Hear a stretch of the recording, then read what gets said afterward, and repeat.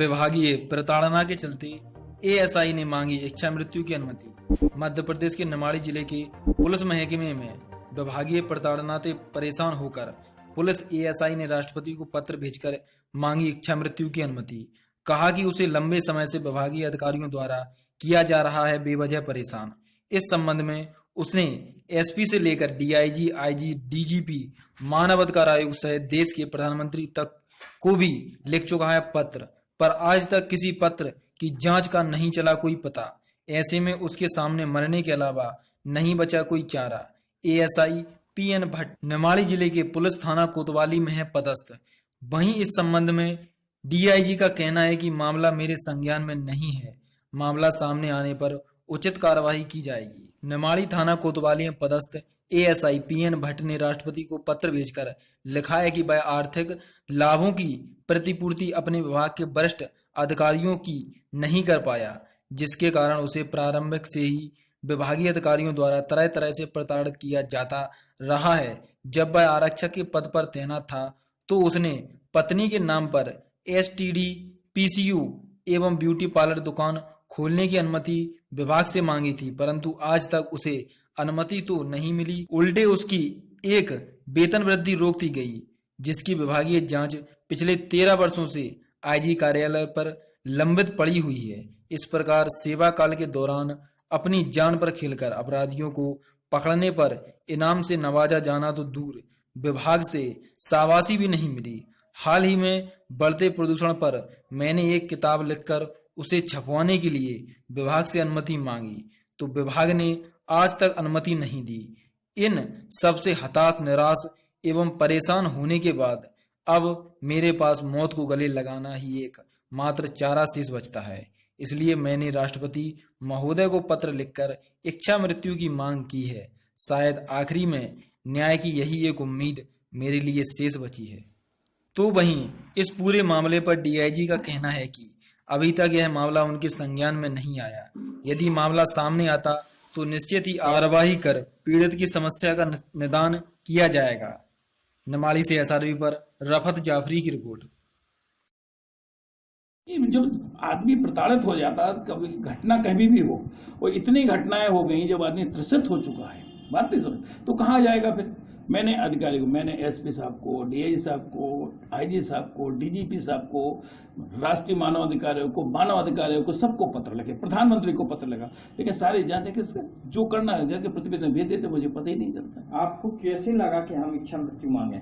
जब कोई नहीं सुनेगा, प्रताड़ित हो जाएगा तो आदमी क्या करेगा? मरेगा ही नहीं। आदमी या तो मर जाता है, अपने आप बिना बताए मर जाता है। आपने देखा कितने पुलिस वाले मरते हैं। कोई अभी जाके कोई टावर से टंग गया, कोई कहीं टंग गया, कोई निश्चित है वही हालत सबकी होती। बस फर्क इतना है कि मैंने लिख दिया है, मैंने जो है लिख दिया है, वो बेचारे लिखते हैं। साक्षी थे, एक एक्सीडेंट हुआ था तो उसमें मेरी विभागीय जांच की है, प्राथमिक जांच की, जबकि उसमें जो साक्षीगण हैं, जो घायल हैं, उन्होंने बताया कि टैक्सी ने एक्सीडेंट किया, और जो मौके पे ले गए, अस्पताल ले गए, मौके पे थे, उन्होंने बताया कि इस टैक्सी ने एक्सीडेंट किया मेरा। मैंने उसी को जब्त किया, जांच की, जांच करने के बाद टीआई को प्रतिवेदन दिया। टीआई ने उस पर कहा कि मैं तुम्हारी जांच से संतुष्ट हूँ, इस पर प्रकरण कायम करो। मैंने उस पर कर दिया।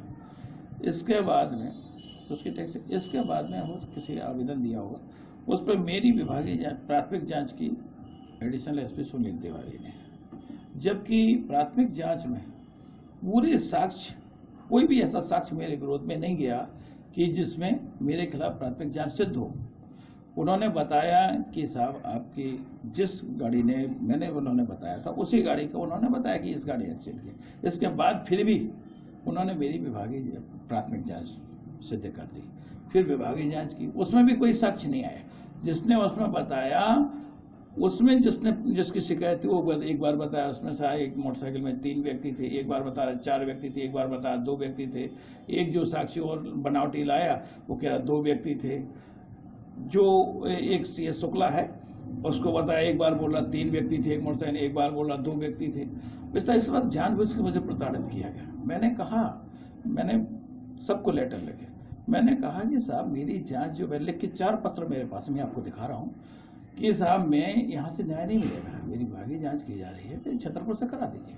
मुझे जांच से कोई दिक्कत नहीं है, लेकिन फिर भी वो समझा के और लगा दिया कि तो कोई ठोस कारण नहीं है, इसलिए उसी जगह उसी एडिशनल एसपी से फिर जांच करा दी। वो एडिशनल एसपी ट्रांसफर हो गया, लेकिन लीडर वीडर तो वही थे, वो जांच हुई। इसके बाद मेरे पास 4-5 प्रकरण में लगातार मेरे कंटिन्यूस प्रताड़ित किया जा रहा है। मेरा मकान छतरपुर में है, मेरे उस पर दूसरा कब्जा किया मैं लगातार टीआईओ से, हर बार टीआई से एसपी से निवेदन कर रहा हूँ कि मेरे मकान पर दूसरा व्यक्ति कब्जा कर रहा है। उसमें किए है, उसमें 448 का प्रकरण कायम होता है। एक राकेश तिवारी टीआई थे, तो उन्होंने कहा नहीं करना, जो कुछ करना कर लो। 145 बनाया। 145 होता क्या है, 145 राष्ट्रपति जी को सुसाइड के लिए, जो कि उन्होंने आरोप लगाया है कि विभागीय प्रताड़न किया जा रहा है। नहीं, इस प्रकार की उनकी प्रताड़ना की कोई जानकारी हमारे पास नहीं है, ना ही उन्होंने मेरे पास इस आशय की कोई शिकायत की है।